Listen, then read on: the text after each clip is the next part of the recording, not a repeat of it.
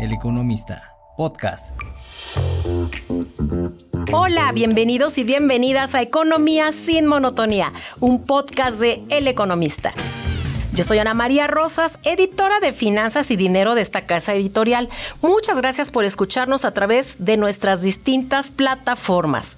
Como les he dicho en otras ocasiones, el objetivo de este podcast es hablar de temas económicos que nos ocupan y nos preocupan, y por eso hoy les vamos a hablar del superpeso, que está a niveles por debajo de las 17 unidades por dólar desde ya hace varias semanas, niveles que no se veían desde diciembre del 2017, bueno, eso creo, y para que nos explique lo que esto significa y cómo hemos llegado hasta este punto, está con nosotros Gabriela Siller. Ella es directora de Análisis Económico de Grupo Financiero Base y profesora de Economía del Tecnológico de Monterrey. Gabriela, muchas gracias por estar con nosotros. Hola, no, hombre, al contrario, muchas gracias a ti por tenerme en el podcast. Muchas gracias de nuevo por regalarnos parte de tu tiempo. Pero antes de entrar en materia, les queremos compartir que este lunes el Instituto Nacional de Estadística y Geografía informó que la inflación a los consumidores continuó desacelerándose en la primera mitad de julio y se ubicó en 4.79% anual, mientras que respecto a la quincena anterior presentó un aumento de 0.29%. En cuanto a la inflación subyacente, que es aquella que elimina los precios volátiles, existe una disminución de 0.97% anual, explicada principalmente por la disminución de los precios del petróleo a nivel internacional. Y sin más preámbulos, vamos a aprovechar que está con nosotros Gabriela Siller para que nos cuente primero que nada cómo ve este dato de la inflación. Y en un momentito entramos en el superpeso. ¿Cómo ves este dato, Gabriela? Por favor. Pues fue una buena noticia que la inflación se siga desacelerando ya por quinta quincena consecutiva. Y bueno, sobre todo la inflación subyacente, que se ubicó en su menor nivel desde la primera quincena de marzo del año pasado.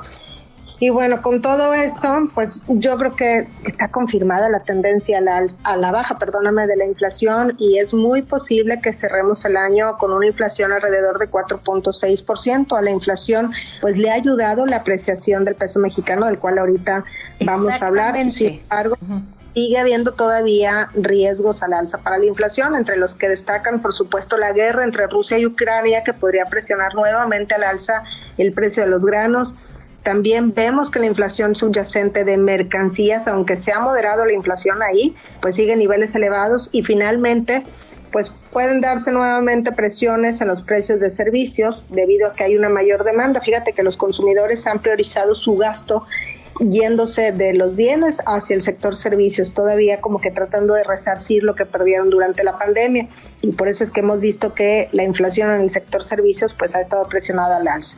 Entonces yo creo que puede terminar la inflación este año en un nivel de 4.6%, con suerte, si el peso se sigue apreciando y si ya no hay volatilidad y presiones en la parte no subyacente, pues yo creo que ahí pudiéramos ver ya una inflación cerrando el año en 4.3%. Ante esto, yo creo que el Banco de México ya no va a volver a subir su tasa de interés este año y que el siguiente año ya empezará con los recortes.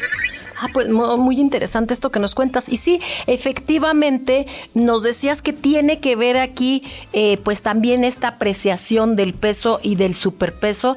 Y pues ahora sí podemos entrar en materia para que por favor les expliques un poco a nuestros amigos y amigas por qué se habla del superpeso. ¿Esto qué significa exactamente? Bueno, como que así se le ha dado a conocer. La verdad es que a mí no me gusta decir superpeso porque tampoco estamos hablando del franco suizo o una divisa así de fuerte. Sí. Nada más que como iniciamos el año con un tipo de cambio de casi 19.50 pesos por dólar, la apreciación hacia los niveles de 16.70, que es el mínimo que ha alcanzado en este año, pues obviamente sí llama la atención. Nunca habíamos visto una apreciación tan rápida. Entonces, ¿a qué se debe esta apreciación? Mira, yo creo que son 3 factores los que han llevado a la baja el tipo de cambio en México. Uh-huh. El primero son una mayor oferta de divisas, o sea, divisas que llegan del exterior por exportaciones, remesas, inversión extranjera directa. Las exportaciones el año pasado casi crecieron 17%, este año se han desacelerado, pero yo creo que pueden terminar con un crecimiento alrededor del 6 al 8%. Las remesas pues también siguen llegando del exterior y en el acumulado de los últimos 12 meses siguen alcanzando niveles máximos históricos. Y la inversión extranjera directa, pues ahí hay una buena oportunidad con el nearshoring. El segundo factor que ha apreciado al peso es la política monetaria restrictiva del Banco de México, que fue muy agresivo al subir las tasas de interés, y aunque ya no se espera que este año suba la tasa, pues mantiene un diferencial de 600 puntos base con la tasa de interés de Estados Unidos, un diferencial muy amplio. Y finalmente, el tercer factor, que creo que es ahorita el más relevante a nivel internacional, están invirtiendo en pesos mexicanos, o sea, no en activos denominados en pesos como CETES o acciones mexicanas, no, sino en pesos directamente sobre la divisa. Y esto tiene que ver con una buena expectativa de crecimiento para la economía mexicana este año por el nearshoring y por la menor probabilidad de recesión en Estados Unidos. Ahora, del nearshoring, esto, pues, si México aprovecha esta oportunidad, pues implicará una mayor entrada de inversión extranjera directa y también de crecimiento en las exportaciones en el largo plazo. Y el mercado cambiario, siempre que ve una oportunidad, se adelanta y entonces desde ahorita empieza a comprar o apostar sobre una divisa, en este caso el peso mexicano. Pero este es un arma de doble filo, porque al ser movimientos especulativos, o sea, ahorita están, te digo, como apostando al peso mexicano, pues también si se desencantan del peso o de la economía mexicana por cualquier cosa que suceda, pues rápidamente pueden dejar sus inversiones en el peso y se van a otra divisa. Ahora, el peso mexicano es la segunda divisa más apreciada en lo que va del año, debajo del peso colombiano. Y también lo que vemos en el peso mexicano es que desde julio del año pasado pues muestra un comportamiento muy particular, donde se aprecia durante 2 meses consecutivos alrededor del 7% y luego muestra un rebote subiendo alrededor del 4% para volverse a apreciar durante 2 meses consecutivos. Estos 2 meses de apreciación pues ya terminaron ahorita en julio, entonces es como si pues estuviéramos esperando un rebote, pero creo que el mercado está muy cauteloso a la espera del anuncio de política monetaria de la Reserva Federal, que será el 26. Esta semana. Sí, el miércoles. Y bueno, pues si la Fed muestra un lenguaje poco restrictivo, si da señales de que ya no va a volver a subir la tasa de interés o que ya de plano está cerca el fin del ciclo alcista actual, pues yo creo que ahí el tipo de cambio pudiera alcanzar un nuevo nivel en el año. Primero, pues yo creo que hacia 16.60, y si después se sigue apreciando en el resto del año, pues como mínimo yo creo que pudiera alcanzar un nivel de 16.40 pesos por dólar. Pero pues también yo creo que pues todo esto de las elecciones después va a empezar a poner nervioso un poco al mercado. Siempre cuando hay elecciones aquí en cualquier país pues hay incertidumbre, y pues no nada más va a haber elecciones en México en el 2024, sino en Estados Unidos, que es nuestro principal socio comercial. Entonces creo que esto puede causar un rebote ya a finales de este año sobre el tipo de cambio, que terminamos con un tipo de cambio alrededor de 17.10, 17.30 pesos por dólar, y el siguiente año ya después de las elecciones creo que ahí sí pudiéramos ver tipos de cambio alrededor de las 16 unidades. Ah, mira, esto es muy interesante. Y fíjate que para aterrizar esto, quisiera ver si nos puedes explicar. La semana pasada yo platicaba con el dentista de mi hija y él estaba muy contento porque está comprando insumos más baratos. Incluso me dijo que estaba aprovechando para comprar más material. Quisiera saber quiénes son los que pueden aprovechar esta apreciación del peso, y como tú dices, pues siempre hay dos lados de la moneda. ¿Por dónde? ¿Quiénes serían los perdedores? Mira, yo creo que ahorita en el neto la economía mexicana se está viendo más afectada que beneficiada por la rápida apreciación del peso. Uh-huh. ¿Quiénes son los afectados? Los exportadores, porque reciben menos pesos por cada dólar que venden. Y bueno, tú sabes que pues estas grandes empresas o las que exportan pues ya tienen órdenes de compra con precios pactados. Entonces el peso pues se ha apreciado 13%, y entonces pues para ellos se ve reflejado como una disminución en su precio. Por lo tanto menos márgenes, y yo creo que pues esto se va a ver reflejado en menor contratación de personal. Y en el mediano y en el largo plazo, cuando puedan ajustar los precios, pues obviamente lo van a hacer. tomando un nuevo tipo de cambio que está mucho más abajo del inicio del año, y ahí es donde pueden perder competitividad las exportaciones. Segundo, los receptores de remesas. Estas casi 5 millones de familias en México que reciben estos pagos de sus familiares en el exterior y están sufriendo porque al inicio del año recibían casi 19.50 pesos por cada dólar que enviaban, y ahorita pues menos de 17 pesos. Entonces las remesas pierden poder adquisitivo cuando el peso mexicano se aprecia, y si siguiéramos en niveles alrededor de 17 pesos por dólar, pues este año veríamos la mayor pérdida de poder adquisitivo en registro para cualquier año para las remesas. Esto obviamente, pues, ¿qué es lo que pasa? Pues los receptores de remesas, estas familias, pues tienen que dejar de consumir algunos productos o sustituyen unos por otros más baratos. Y creemos que también les están hablando sus familiares en el exterior diciéndoles envíame un poco más de dinero, pero pues obviamente los presupuestos no son infinitos, ¿no? Y entonces sí les han enviado un poco más de dinero. Esto se vio reflejado en mayo, donde las remesas crecieron más del promedio histórico de lo que crecen generalmente en mayo por lo del Día de las Madres, pero pues finalmente están perdiendo poder adquisitivo. El sector turismo también está sufriendo. ¿Y quién está ganando? Pues las finanzas públicas, porque la deuda externa se tiene que pagar menos pesos por cada dólar que se debe. Los importadores también obviamente están contentos porque pues si tenían obligaciones denominadas en divisa extranjera, pues están pagando también menos pesos por cada dólar. Y finalmente la inflación también se ve beneficiada en la parte de las mercancías, sobre todo porque, bueno, pues hay artículos que llegan de importación a México y entonces estos artículos no suben de precio, y ahí es donde se ayuda a bajar la inflación, que hace ratito platicamos que en buena medida pues también esta disminución ya por quinta quincena consecutiva tiene que ver con la presión del peso. ¿Y cómo queda el diálogo del Ejecutivo? Porque dice mucho el presidente en sus conferencias de la mañana que esto tiene mucho que ver, que el peso, que la apreciación del peso tiene que ver con decisiones que ha tenido el gobierno, con el buen manejo del gobierno, con la confianza precisamente de los inversionistas.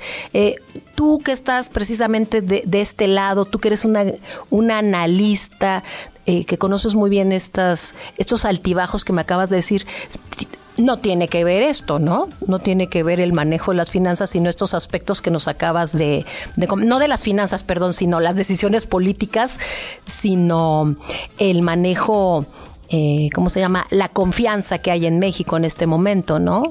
De los inversionistas. Yo creo que de manera indirecta puede ser que sí, pero déjame decirte cómo. Al inicio de esta administración, bueno, antes de que tomara protesta el presidente López Obrador, ya ves que se dio la cancelación de la construcción de lo que sería ahora el nuevo aeropuerto de la Ciudad de México. Exacto. A partir de esto se tomó como si, bueno, pues va a haber políticas económicas que van a dañar a la economía mexicana, y en particular preocupaban dos cosas. Uno, que hubiera mucho gasto público, que se desbalancearan las finanzas públicas y que entonces perdiéramos el grado de inversión en la calificación crediticia de la deuda soberana de México. Y dos, se tenía miedo que el Banco de México dejara de ser autónomo. No ha sucedido ninguna de las dos cosas. Las finanzas públicas pues ahí están balanceadas. Al interior podemos decir muchas cosas de cómo se ejerce el gasto público, pero finalmente están balanceadas y entonces no se ha perdido el grado de inversión. Y el Banco de México sigue siendo autónomo, entonces esto ayudó como que a mejorar la perspectiva sobre la economía mexicana.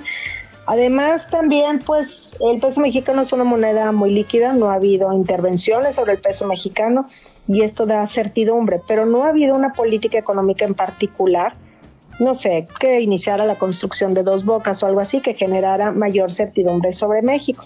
Uh-huh. Y es más, en realidad la apreciación del peso pues ha sido resultado de la debilidad del dólar. Exacto. A nivel internacional. Exactamente. Si el dólar no se estuviera debilitando, no estaríamos viendo estos niveles del tipo de cambio. Entonces, no podemos decir que es el superpeso y que el peso solito se ha apreciado.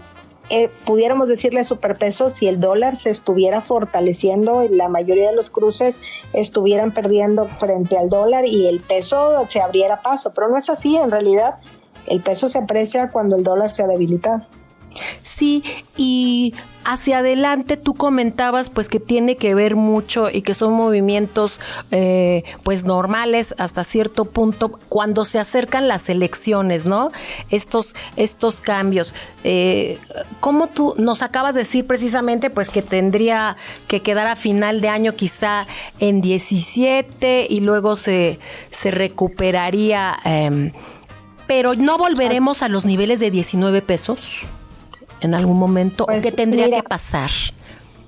Yo creo que tendría que haber mayor aversión al riesgo a nivel global, es decir, algo que generara mucho miedo, como que la guerra entre Rusia y Ucrania escalara, o que, no sé, Trump regresara con su retórica así muy anti-México, que no creo que vaya a pasar eso ya, o que sucediera algo en México, como lo del 2018 con la cancelación del nuevo aeropuerto de la Ciudad de México, que hiciera que salieran más capitales de nuestro país o que los inversionistas dejaran las inversiones en pesos.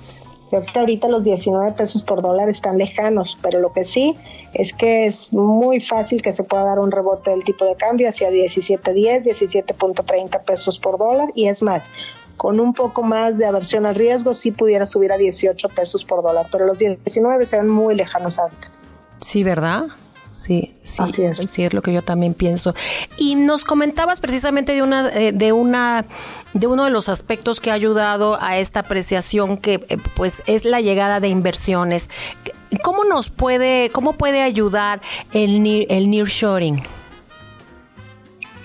Bueno, pues el nearshoring, que es la relocalización de las empresas hacia un lugar cercano a donde desean vender o exportar.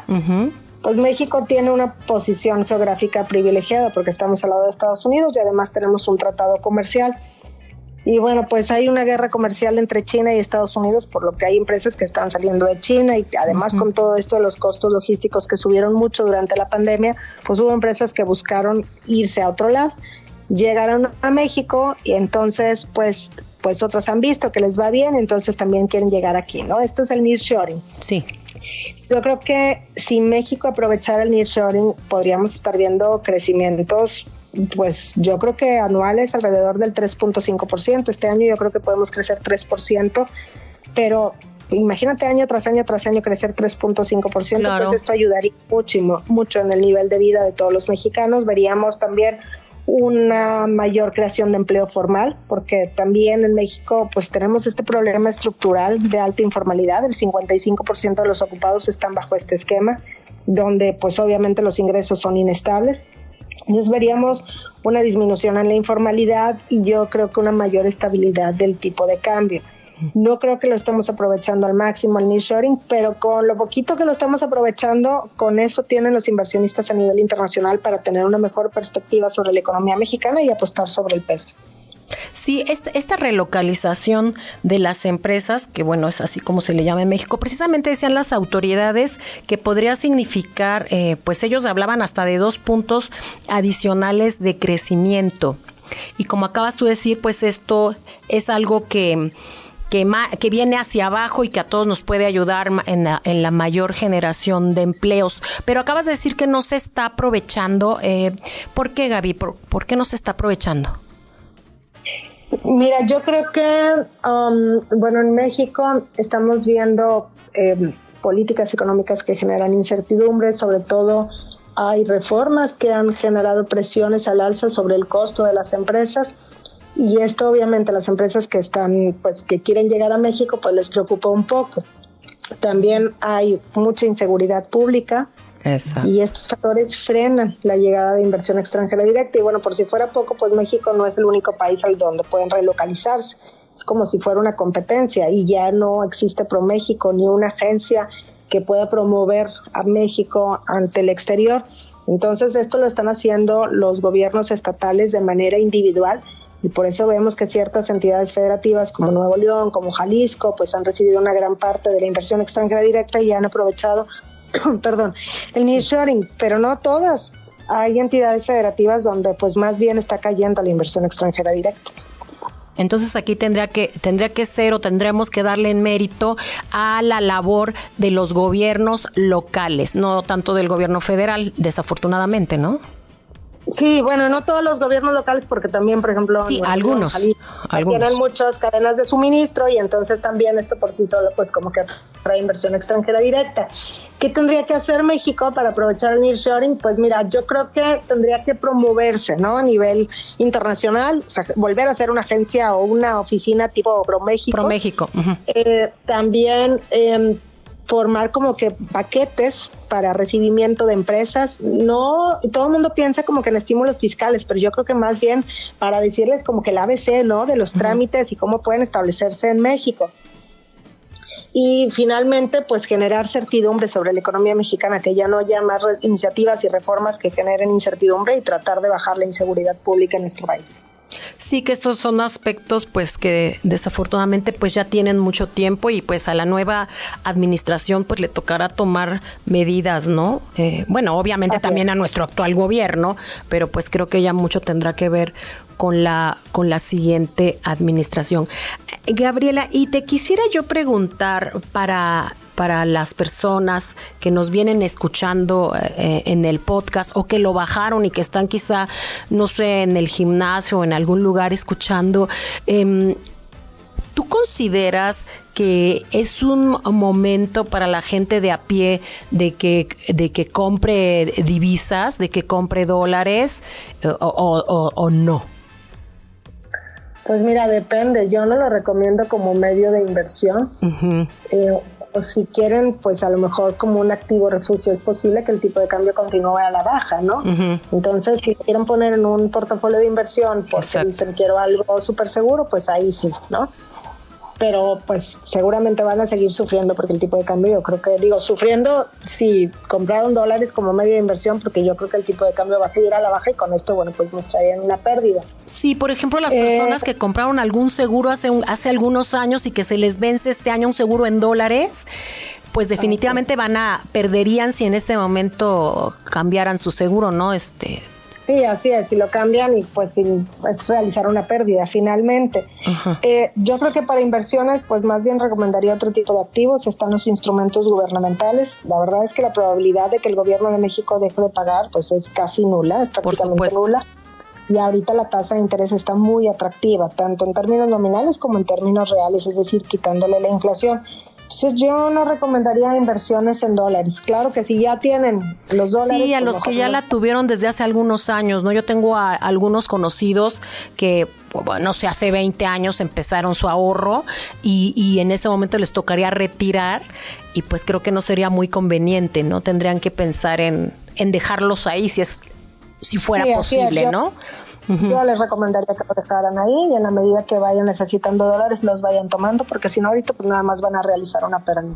Y para los que van a viajar pues sí es un buen momento para viajar, ¿no, Gabriela? Sí, claro, porque si quieres comprar algo en el exterior pues es más barato ahorita también. Uh-huh. Si vas a viajar también a otro país pues también te sale más barato y ahorita es un buen momento para comprar dólares o divisa extranjera. Y es más, a las empresas yo les sigo recomendando las coberturas cambiarias, uh-huh, porque finalmente seguimos viendo volatilidad en el tipo de cambio. Entonces, para los exportadores, pues los rebotes les ayudan para tomar un tipo de cambio más alto, pero para los importadores yo también les recomendaría que siguieran tomando coberturas cambiarias, a lo mejor en ciertos niveles, para evitar que cuando tienen que pagar cierta obligación, pues que les vaya a tocar alguno de estos rebotes o alguno de estos picos. Gabriela, ojalá que esta sea la primera de muchas charlas que podamos tener en el futuro, pues tú eres de las economistas más reconocidas en el país y siempre es un agasajo escucharte. Muchas gracias. Qué amable, no, hombre, al contrario, muchas gracias por tenerme en el podcast y con mucho gusto seguimos platicando en el futuro. Ay, muchas gracias. Amigos, amigas, los esperamos en la próxima emisión de Economía sin Monotonía. No olviden escucharnos a través de las plataformas como Spotify, Amazon y en el sitio web del Economista. Yo soy Ana María Rosas, hasta la próxima.